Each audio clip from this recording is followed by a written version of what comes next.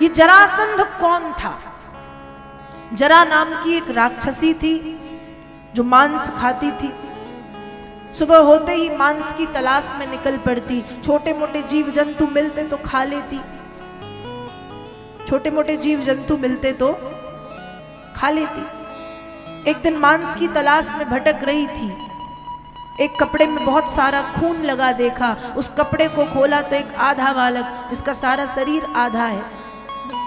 दूसरी ओर वैसा ही एक कपड़ा, उसे खोला तो उसमें उसी आधे बालक का दूसरा भाग। अब राक्षसी सोचती है खाना तो है ही, लेकिन जब ये बालक आधे में इतना सुंदर दिख रहा है, एक बार मैं उसको जोड़ के देखती हूँ, उसकी संधि करके देखती हूँ। और जरा नाम की राक्षसी ने उन दो मांस के टुकड़ों की संधि की, जिससे उस प्राणहीन बालक में प्राण आ गए। उसने जोर जोर से रोना प्रारंभ कर दिया। राक्षसी का स्वभाव बदला। अभी जिसे खाने वाली थी अब सोचती है कि अब तो ये जीवित है, अब नहीं खाऊंगी। और राक्षसी उस बालक को लेकर के मगध के राजा के पास पहुंची। देखो, राक्षसी अपना स्वभाव बदल सकती है। राक्षस से मानव बन सकता है, लेकिन आज का मानव अपनी मानवता को त्यागता जा रहा है। हम मांस भक्षण करते हैं, हम मांस खाते हैं, पता नहीं क्यों खाते हैं। ईश्वर ने खाने के लिए अन्न बनाया, धान्य बनाए, फल फूल बनाए, उनका रस बनाया, उसके बाद भी हम मांस खाते हैं।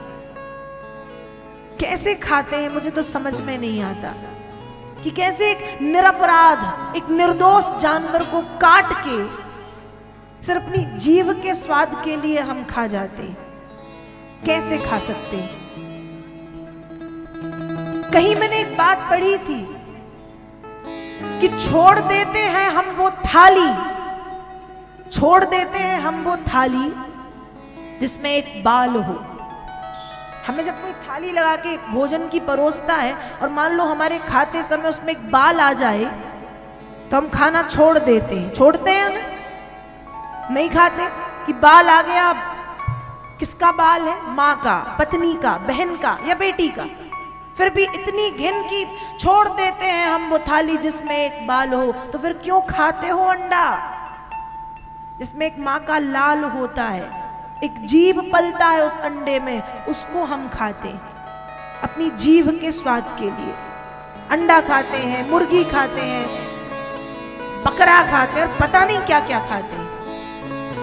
और कई लोग तो बलि का नाम देते हैं कि अरे हम तो बलि देते हैं, नवरात्रि में बलि देते हैं, बलि में देवी जी को भोग लगता है। तो मुझे समझ नहीं आता कौन भगवान है जो जानवरों की बलि मांगता है। जहां तक मैंने ग्रंथों को पढ़ा उसमें तो ऐसा कुछ नहीं लिखा कि भैंस काटो, बकरा काटो, मुर्गा काटो तब भगवान खुश होंगे। अरे जो भगवान जीवन दान देने वाला है वो किसी के प्राणों को लेकर के कहां तक खुश होगा? ये झूठी बातें करना बंद कीजिए। गीता में कृष्ण कहते हैं पत्रम पुष्पम फलम तोयम यो में भक्त्या प्रयच्छति। एक पत्ता चढ़ा दो, थोड़ा सा जल, तुलसी का पत्र भी चढ़ा दोगे भाव से तो मैं वो ग्रहण कर लेता हूं। और हम बलि की बात करते हैं। बलि वर्णन मिलता है वेदों में, बलि शब्द आता है, लेकिन हमने बलि का अर्थ दूसरा निकाल लिया। हमने अपने हिसाब से सोच लिया कि बलि मतलब क्या? बलि मतलब जीवों का शोषण नहीं होता। बलि मतलब जीवों का पोषण होता है। जो जीव हमारे ऊपर आश्रित हैं उन्हें आश्रय प्रदान करना। गाय को गौग्रास, कौए को भोजन, जलाशय में जाके मछली के लिए कुछ दाना, पेड़ के नीचे चींटी के लिए कुछ डाल दो, वो है बलि। मतलब जो जीव हम पर आश्रित हैं उनको आश्रय प्रदान करना बलि है। जीवों का पोषण बलि है, ना कि जीवों का शोषण बलि है। लोग मांस भक्षण करते हैं, लोग मांस खाते हैं और भगवान का नाम लगा के खाते हैं कि भगवान को बलि देना है। वो कैसे किसी के खून से, किसी के मांस से खुश हो सकते हैं? जीवन दान देने वाले। जगदम्बा तो माँ है ना, माँ तो अपने किसी भी संतान को कष्ट में नहीं देख सकती, और उसी माँ का नाम लेकर के हम बलि करते हैं, बलि कि उन्हें देनी है। उनने कभी मांगी, उनने कभी बलि मांगी आपसे आके?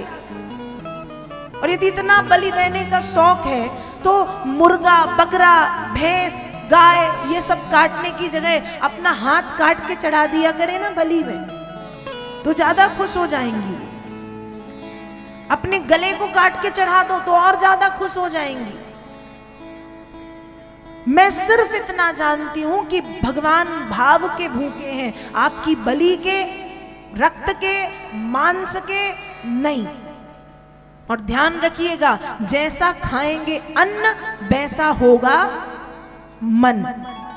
एक समय की बात है, भीष्म पितामह जब बाणों की सैया पर लेटे हुए थे, तो भीष्म पितामह ने युधिष्ठिर को ज्ञान दिया है।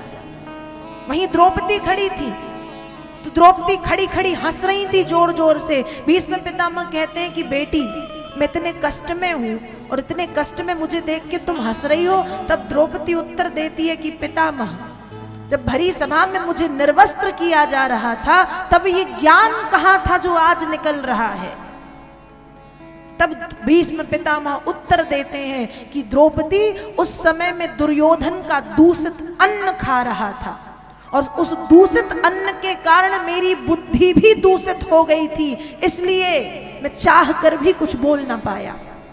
लेकिन आज जब अर्जुन ने मेरे शरीर में 1000 बाण छेद दिए, तो उन बाणों के छेदे जाने के कारण उस दूषित अन्न से बना दूषित रक्त बह गया है, और दूषित रक्त बह जाने के कारण मेरी बुद्धि भी शुद्ध हो गई है, इसलिए मैं ये ज्ञान दे रहा हूं। तो ध्यान रखिएगा, जैसा खाओगे अन्न वैसा होगा मन। और भैया आपका मुंह है, आप मांस खाओ और आगे कुछ भी खाओ। कुछ भी का मतलब आप समझ सकते हो। अब वो व्यासपीठ से मैं बोल नहीं सकती ना कि आज आप गाय, बैल, बकरा, बकरी, मुर्गा, मुर्गी, मछली ये सब खाते हो, अंडा वंडा, कल के दिन कुछ और खाओगे तो खाओ, आपका मुंह, मुझे क्या। मुझे बोलना था कि नहीं खाना चाहिए। आगे आप समझदार हैं, आप बुद्धिमान हैं, मेरे से बड़े हैं, अनुभवी हैं, समझिएगा। और हो सके तो जो लोग खाते हो वो छोड़ दो, कोशिश करो किसी जीव की हत्या ना हो, कोशिश कीजिएगा। आगे हरी इच्छा। मेरा काम था कहना, तो मैंने कह दिया। हम जितना शुद्ध अन्न खाते हैं, उतनी शुद्ध हमारी बुद्धि, हमारी सात्विक मानसिकता होती जाती है। तो राक्षसी का स्वभाव बदला है। जरा नाम की वो मांस खा रही थी, लेकिन जब देखा तो बदल गई। मतलब राक्षसी भी स्वभाव बदल के मानवता पर उतर सकती है, लेकिन आज का ये मानव मानवता को छोड़कर राक्षस बनता जा रहा है, दानव बन रहा है। राक्षसी ने अपना स्वभाव बदला। मगध नरेश बृहद्रथ के पास पहुंची, महाराज ऐसी ऐसी बात है, ये बालक मुझे ऐसी स्थिति में मिला। ये जो जरासंध था, ये मगध के राजा बृहद्रथ का ही बेटा था। इनकी 2 पत्नियां थी, दोनों निसंतान। चंडकौशिक ऋषि के पास पहुंचे। ऋषि ने एक फल दिया, क्योंकि ऋषि को पता नहीं है कि पत्नियां कितनी हैं। एक फल दिया, पत्नी को खिला देना। अब पत्नियां हैं 2 और फल है एक। राजा ने एक फल के 2 टुकड़े किए, आधा आधा फल दोनों पत्नियों को दे दिया। जब रानियों ने खाया तो आधी आधी संतान की उत्पत्ति हुई। डर के कारण कपड़े में लपेट के फेंक दी। तब जरा नाम की राक्षसी ने संधि की। जरा नाम की राक्षसी ने जोड़ा। संधि करना मतलब जोड़ना। जब संधि की तो नाम रख दिया गया जरासंध। जरासंध का जन्म कैसे हुआ और जरासंध की मृत्यु कैसे होगी, यह बात भगवान कृष्ण जानते थे। और भगवान ने पृथ्वी पर जिस काम के लिए प्रभु आए हैं, धर्म की स्थापना, धर्म की स्थापना के अंतर्गत ये काम था। जरासंध, शिशुपाल, दंतवक्र, काल्यवन जैसे न जाने कितने कितने कितने राक्षसों का किसी का खुद वध किया, किसी को निमित्त बना करके प्रभु ने वध कराया। तो अब एक बार जय श्री कृष्ण तो बोलना ही पड़ेगा। बोलिए श्री वृंदावन बिहारी लाल की जय।